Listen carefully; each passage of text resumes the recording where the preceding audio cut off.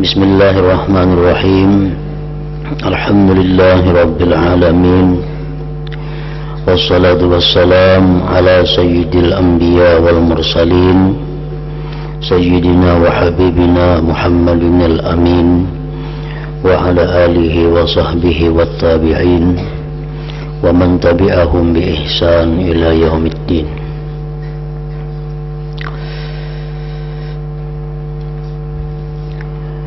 Seandainya engkau bertanya,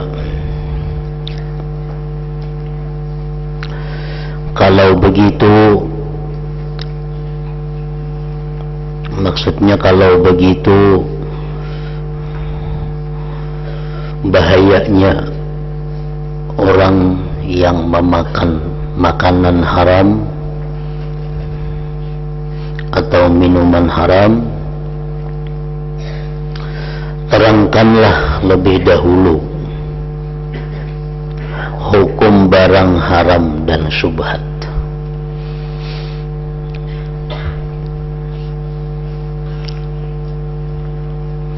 serta batasan ta'rif dari keduanya.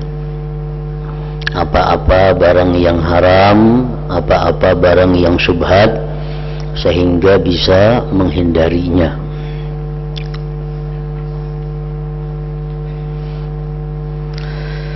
Maka aku berkata, ujar Imam Ghazali, demi Allah, aku sudah dengan panjang lebar menerangkan mengenai hal ini dalam kitab Asraru Mu'amalatiddin, rahasia pergaulan dalam agama Allah, dan aku tuturkan tersendiri dalam kitab Ihya Ulumiddin. Namun di sini aku akan memberikan isyarat kepada kalimat-kalimat tersendiri, sekira bisa sampai kepada pemahaman orang yang lemah, lagi pula mulai belajar. Sebab maksud kitab ini adalah supaya dapat diambil manfaat oleh orang yang baru mulai belajar dalam masalah ibadah, dan bisa menolong orang yang menuntut ilmu.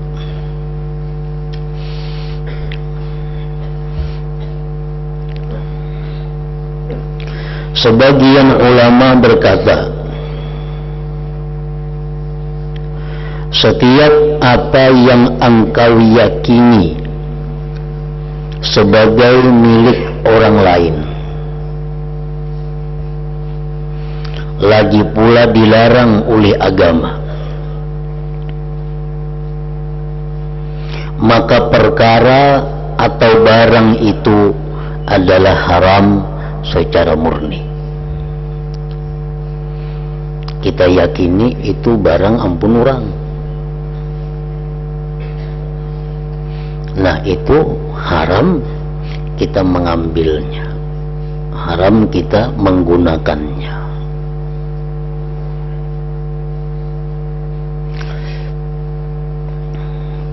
Atau ada barang kadada ampunnya, tetapi agama melarang, seperti babi umpamanya. Nah itu pun diharamkan untuk memakannya. Nah itu penjelasan tentang mengenai yang haram. Adapun kalau engkau tidak berkeyakinan demikian, tetapi kuat dugaanmu bahwa perkara itu dilarang agama, atau kuat dugaanmu bahwa itu milik orang lain, maka perkara itu dinamakan syubhat. Dinamakan syubhat.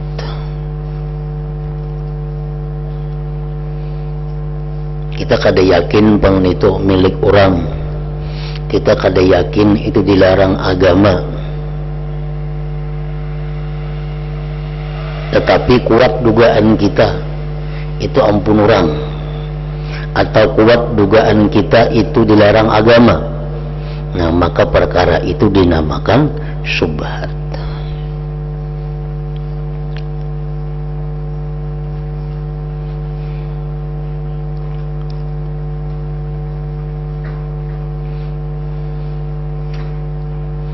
Nah itu penjelasan mengenai haram dan syubhat menurut sebagian ulama.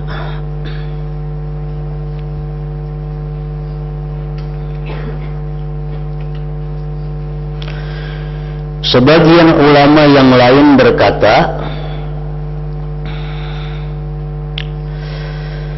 bahkan haram yang murni itu perkara yang engkau yakini atau diduga kuat sebagai perkara yang dilarang Allah.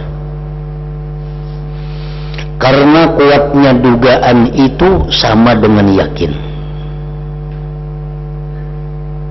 Dalam sebagian besar hukum-hukum Allah Ta'ala, yakin ini milik orang lain atau kuat dugaan itu milik orang lain, itu sama aja.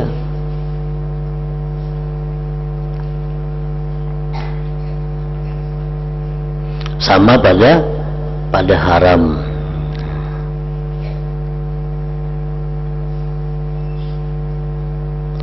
Sedangkan apabila dua tanda tersebut sama sehingga timbul keraguan di hati, tidak ada yang lebih unggul salah satunya di hatimu, maka yang demikian itu disebut syubhat, mirip haram dan menyerupai halal. Jadi perkara itu samar bagimu.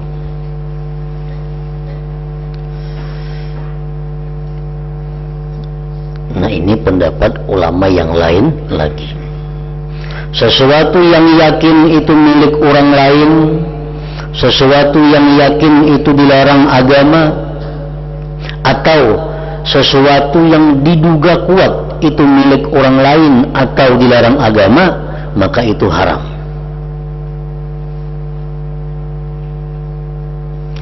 Sesuatu yang ragu-ragu, arti ragu-ragu itu nyesak 50%, 50%.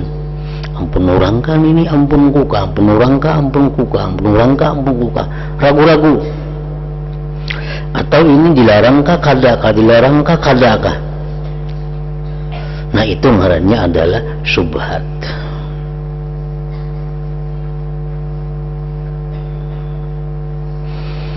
Kemudian menjauhi perkara yang haram murni itu wajib, sedangkan menghindarkan diri dari perkara syubhat itu takwa dan wara. Pendapat kedua ini lebih utama. Kalau sudah yakin atau dugaan kuat ini milik orang, nah itu menjauhinya wajib, sebab itu haram murni. Tapi kalau ragu-ragu 50%, 50%, nah menjauhinya itu kada wajib, namun takwa dan wara ngarannya. Pendapat kedua ini lebih utama.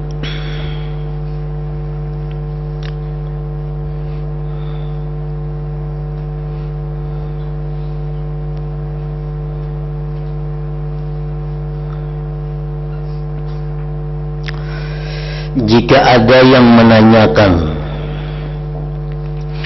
apa pendapatmu wahai Imam Ghazali tentang menerima persin atau hadiah atau gaji atau upah sultan, orang yang memegang pemerintahan pada zaman ini?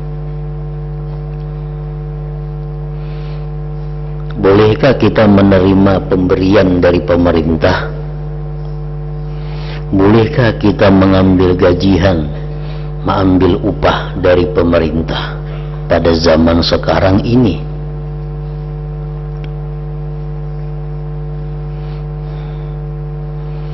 Ketahuilah, para para ulama berselisih pendapat mengenai hal ini. Sebagian berpendapat setiap perkara yang tidak diyakini keharamannya, maka orang yang diberi boleh menerima. Nah, kita perhatikan, setiap perkara yang tidak diyakini keharamannya, maka orang yang diberi boleh menerima.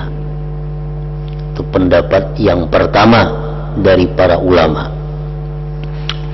Misalnya kita dibantu oleh pemerintah, disubsidi oleh pemerintah, selama kita kada yakin bahwa bantuan itu dari hasil yang haram, maka kita boleh menerima. Selama kita kada yakin bahwa bantuan itu didapat dari jalan haram, boleh menerima.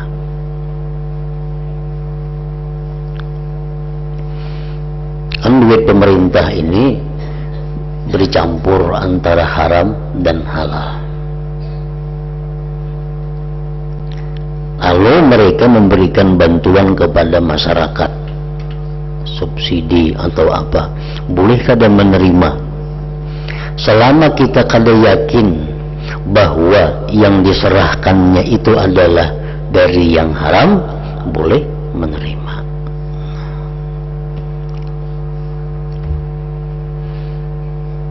Umpamanya harta yang didapat oleh pemerintah ini ada dari yang halal. Contohnya dari yang halal itu seperti penjualan hasil-hasil bumi, minyak, gas, batu bara, emas, perak dan sebagainya dijual oleh pemerintah, keuntungan dikumpul. Nah, itu jelas sudah duitnya adalah halal. Nah, kemudian dari pemerintah ini ada pula jalurnya yang haram, seperti pajak minuman keras umpamanya. Nah, itu sudah jelas bersumber dari yang haram, terkumpul di pemerintah duit itu.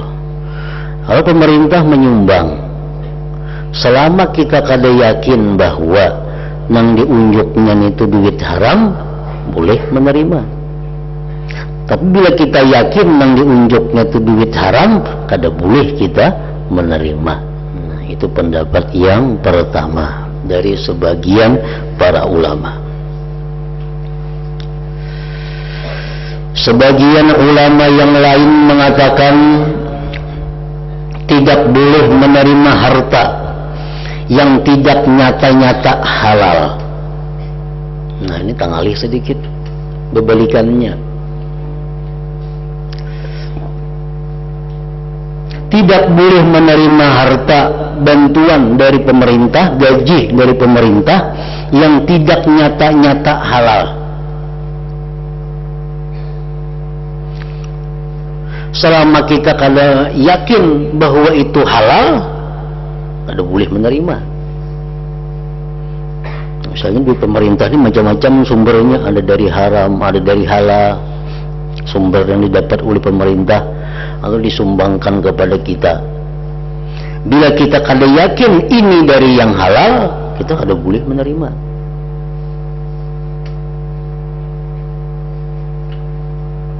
Nah, kalau kita mengikuti pendapat yang kedua ini, jelas sudah kita kada kawa mengambil bantuan pemerintah, karena kita kada tahu. Nah, matakan diunjuknya lawan kita dari haram kah dari halal kah, kita kada tahu. Maka kita kada boleh mengambil kecuali tahu itu halal. Nah, kada kawa mengambil kita. Nah, jadi kalau pendapat yang kedua ini lebih berat. Tidak boleh menerima harta dari pemerintah yang tidak nyata-nyata halal. Sebab kebanyakan yang terjadi di masa ini, untuk harta sultan pemerintah itu haram. Harta halal di tangan sultan pemerintah itu boleh dikatakan tidak ada atau langka. Ini dua pendapat sudah.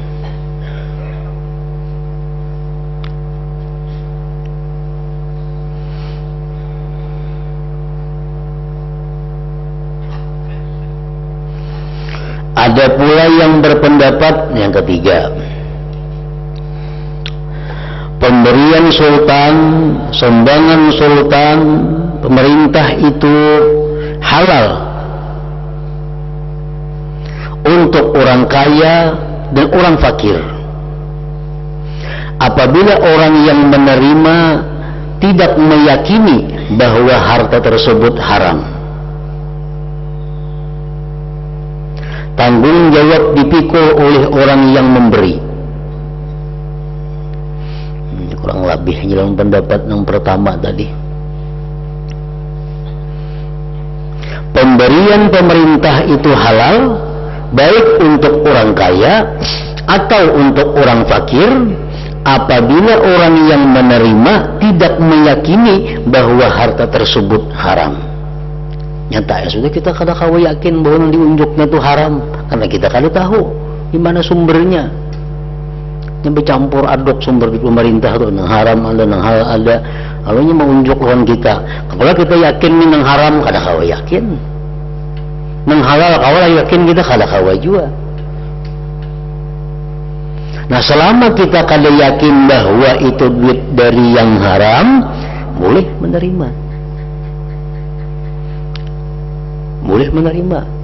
Lalu seandainya yang diunjuknya itu duit yang haram, itu tanggung jawabnya bukan urusan kita. Tanggung jawab dipikul oleh orang yang memberi.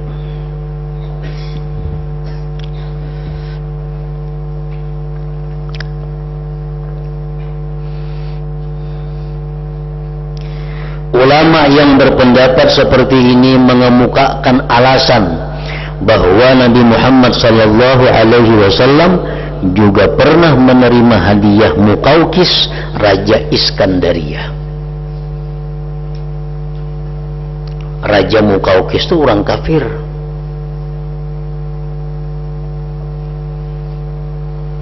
Lalu Nabi kita mengirim utusan ke sana membawa surat mengajak untuk masuk Islam. Raja Muqawqis kada mau masuk Islam, namun menghormati kepada Nabi dan memberikan banyak hadiah kepada Nabi, dan Nabi pun menerima hadiah itu. Padahal ini dari orang kafir. Yang jelas sudah hasil dari kerajaan itu macam-macam, dari halal dari haram, ada tahu urusannya orang kafir. Kenapa Nabi menerima? Karena sidin kada yakin bahwa itu adalah dari yang haram.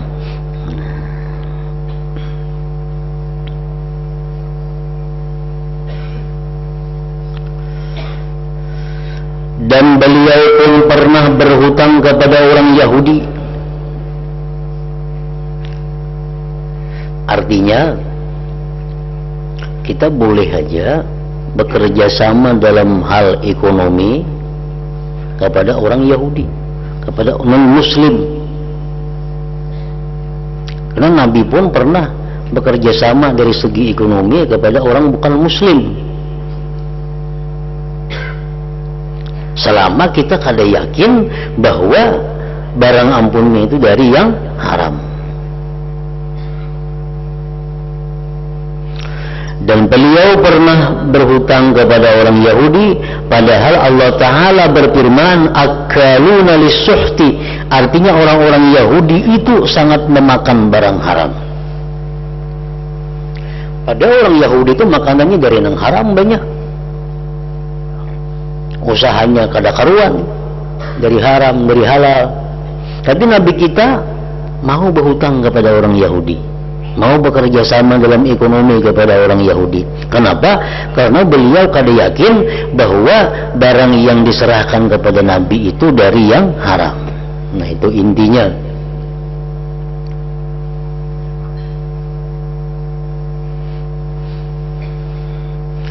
Jadi misalnya ada seseorang hendak memberi kita, atau memberi dulu contohnya memberi, selama kita kada yakin bahwa yang diserahkannya itu adalah dari yang haram, boleh kita mengambil. Bila kita yakin atau dugaan kuat yang diserahkannya ini adalah barang yang haram, kada boleh kita mengambil. Bila kita ragu-ragu yang diserahkannya nih antara halal haram, ragu-ragu, nah itu sobat ngarannya, kalau kita wara, kalau kita takwa, kada usah mengambil, tapi kada wajib meninggalkan. Nah ini pendapat yang kedua dan ketiga daripada para ulama.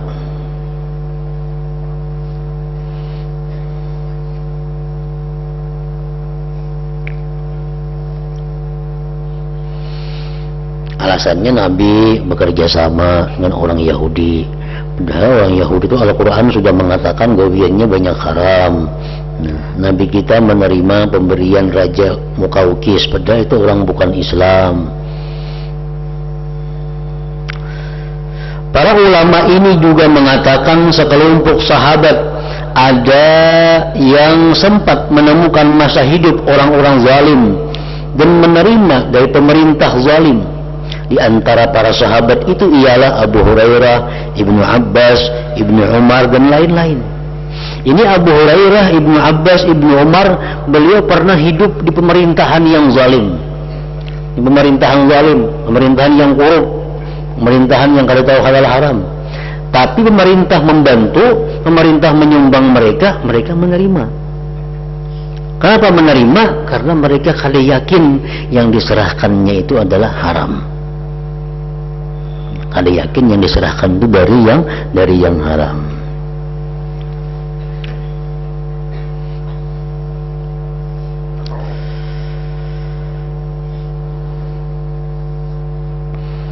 Jadi pendapat yang pertama dan pendapat yang kedua itu hampir sama.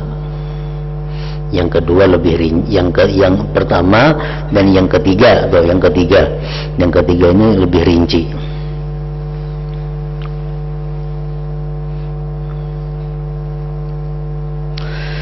Sementara itu ulama lain berkata, yang keempat nih, harta sultan, harta pemerintah, tidak ada yang halal sedikit pun. Tidak ada yang halal sedikit pun bagi orang yang kaya atau orang fakir. Karena biasanya pemerintah itu ditandai dengan kezaliman, dan pada galibnya kebiasaannya harta orang yang memegang pemerintahan itu haram.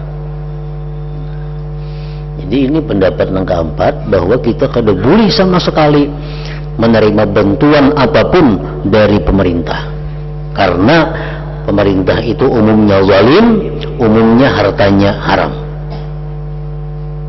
Ini pendapat yang keempat dari sebagian ulama. Jadi kita kada kawa belampu listrik. Kenapa? Karena ini pun pemerintah. Kada kawa kita menukar bensin, kada kawa menukar minyak gas, karena itu disubsidi oleh pemerintah. Kalau kita umpat pendapat yang keempat ini, lampu listrik disubsidi oleh pemerintah, yang mestinya kita bayar sebulan itu sekian ratus ribu, kan dibantu, semuaan dibantu, baik miskin baik kaya dibantu pemerintah. Kalau bayar listrik temurah pada semestinya. Bensin mestinya harganya 7.000 seliter, dibantu pemerintah jadi 4,5 seliternya. Nah, jadi itu kada boleh nukar bensin kita. Karena pendapat ulama ini, hantu pemerintah itu kada kawa hukumnya haram.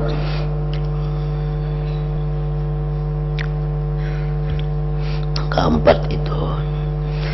Yang kelima, pendapat ulama juga, sekelompok ulama lain mengatakan mana barang yang tidak diyakini keharamannya adalah halal untuk orang fakir, tidak halal untuk orang kaya. Nah,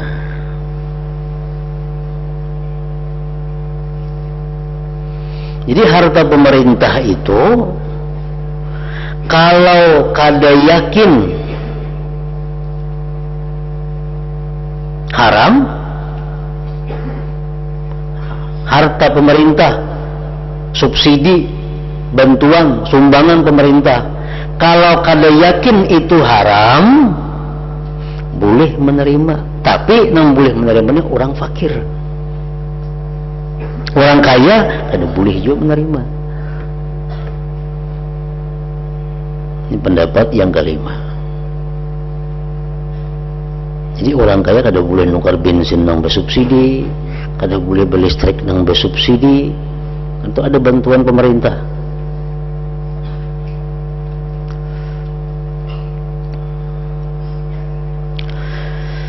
Kecuali jika orang fakir itu mengetahui bahwa harta yang diterima itu benar-benar barang yang diwasat rampasan. Nah, kalau demikian, maka orang fakir tidak boleh mengambil harta tersebut.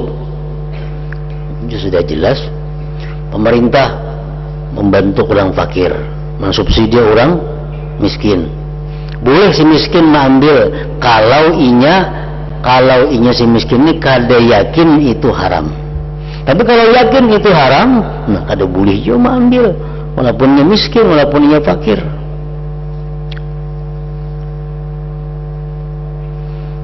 Kecuali jika ia si fakir miskin tadi hendak mengembalikannya kepada pemiliknya, nah itu boleh menerima. Misalnya kita tahu bahwa raja ini malam tadi merampas sepeda motor orang, dirampasnya. Esok hari raja memberiakan sepeda motor itu kanu kita, ini sepeda motor dirampas malam tadi nih, diberiakan kita, boleh kita mengambil, tapi tujuan untuk mengembalikan kepada ampunnya. Nah tuh ayo pada bapak itu.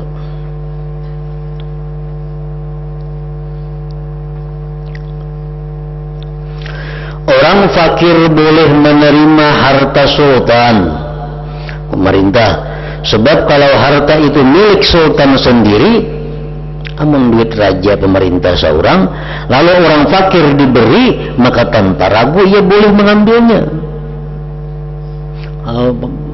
Bupati, gubernur, presiden memberi kita duit sidin seorang, itu sudah jelas boleh mengambilnya. Dan jika harta itu harta fai atau hasil pajak atau potongan 1/10, maka ia orang fakir mempunyai hak, begitu pula ahli ilmu, ulama dan penuntut ilmu.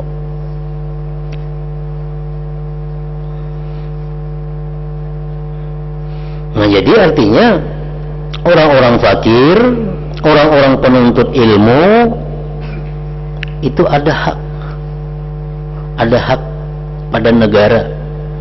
Jadi kalau pemerintah menyerahkan bantuan kepada mereka, itu mereka boleh mengambilnya selama mereka kada yakin bahwa yang diserahkan itu adalah dari hasil yang haram.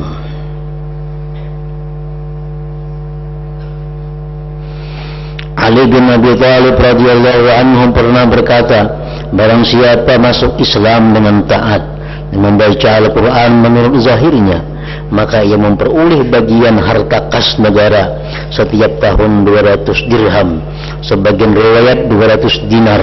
Jika tidak mengambilnya di dunia, dapat mengambilnya nanti di akhirat. Jadi rakyat ini adalah rakyat Islam, ini tanggungan pemerintahan Islam. Setiap orang dapat jatah setahun 200 dinar atau 200 dirham.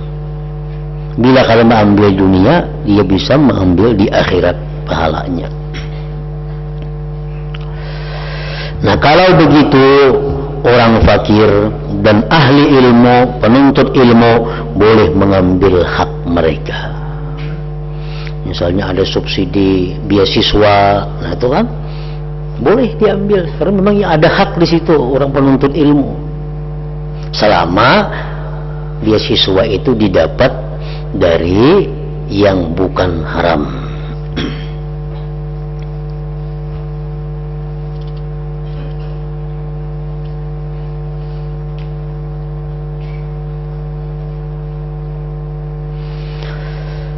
Kalau begitu orang fakir dan para ulama ini berkata, apabila harta tersebut campur aduk dengan harta lain yang tidak bisa dipisahkan, harta ulang ini bercampur, pemerintahan kan bercampur, mengharam, menghalal, karena kalau dipisahkan namanya jadi satu.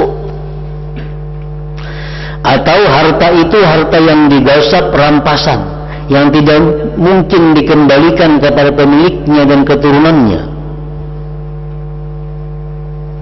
maka sultan tidak bisa bebas dari harta itu kecuali menyedekahkannya. Dan Allah tidak akan memerintahkan sultan untuk menyedekahkan harta itu kepada orang fakir, sementara Allah melarang orang fakir menerimanya. Nggak ada mau. Atau Allah memberi izin orang fakir menerima sedekah, tetapi harta itu harta haram, kada mau juga. Jadi kalau begitu orang fakir boleh menerima pemberian sultan, kecuali jika barang pemberian itu benar-benar harta yang digasap, dirampas atau haram, maka ia tidak boleh mengambilnya.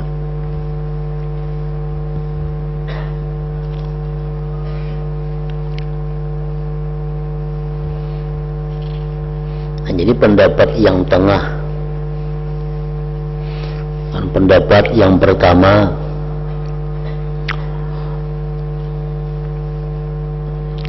setiap bantuan pemerintah yang tidak diyakini haram boleh mengambil. Satu. Pendapat yang kedua, bantuan pemerintah yang diyakini halal, nah diyakini halal boleh mengambil. Bila kada yakin halal, kada boleh mengambil.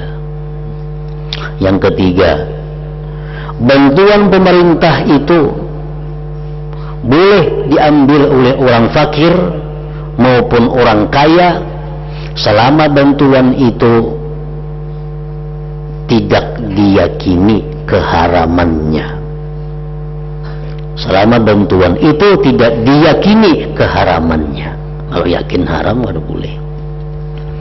Yang keempat, nah ini pendapat yang tengah. Pendapat yang tengah, bantuan pemerintah yang tidak diyakini haram boleh diterima oleh orang fakir dan para ahli ilmu, tidak boleh diterima oleh orang kaya. Nah ini pendapat yang paling bijaksana, pendapat yang tengah. Itu pun selama tidak diyakini keharamannya. Nah kalau orang itu ahli ilmu itu artinya penuntut ilmu, pengajar ilmu, itu walaupun inya kaya, walaupun inya miskin, inya diistimewakan dapat hak, dapat jatah ada dari pemerintah.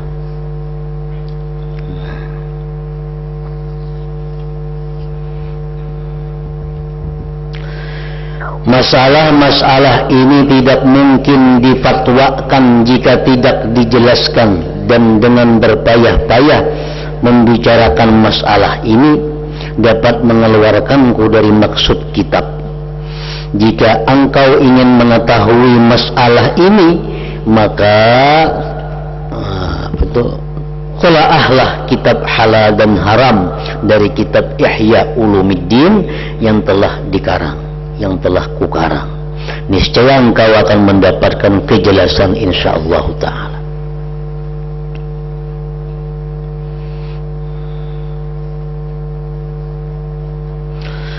Jika ada orang bertanya, Bagaimana pendapatmu wahai Imam Ghazali mengenai pemberian orang ahli pasar dan sebagainya dari pemerintah? Nah, lalu bagaimana kita menerima bantuan, menerima sumbangan atau hadiah dari ahli pasar, dari pengusaha? Nah, tadi penguasa, ini pengusaha.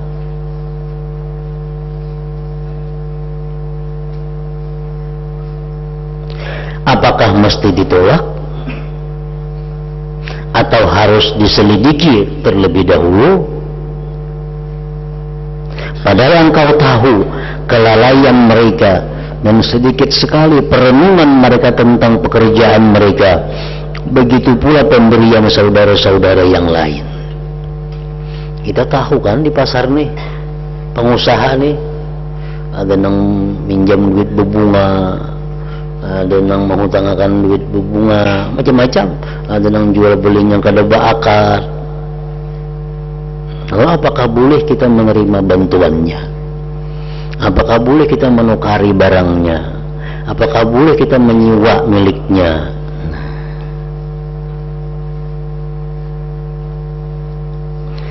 Jawabnya, apabila zahirnya manusia itu baik dan sifat fasiknya tertutup, maka tidak ada halangannya engkau menerima pemberian dan sedekahnya. Engkau tidak perlu menyelidikinya, karena berpendapat bahwa zaman telah rusak. Sebab hal semacam ini berarti suudzon, berburuk sangka kepada orang Islam. Sebaliknya, husnuzan, berbaik sangka kepada orang Islam itu diperintahkan. Jadi kita lihat orang-orang pengusaha itu, kalau orangnya zahirnya penyembahyang aja, orangnya penuntut ilmu aja, sifat pasiknya kada kelihatan, kita kada tahu pasiknya apa orang itu. Nah, kalau inya memberikan sesuatu bantuan kepada kita, terima, kada perlu diselidiki, karena menyelidiki itu berarti buruk sangka. Nah, buruk sangka dilarang oleh agama. Ini lihati orangnya, penyembahyang aja orangnya, penuntut ilmu aja, suka aja dengan kebaikan. Nah, maka kita boleh bekerja sama dengan inya, menerima pemberiannya, kita boleh menyewa ampunnya, kita boleh menukar barang jualannya, boleh.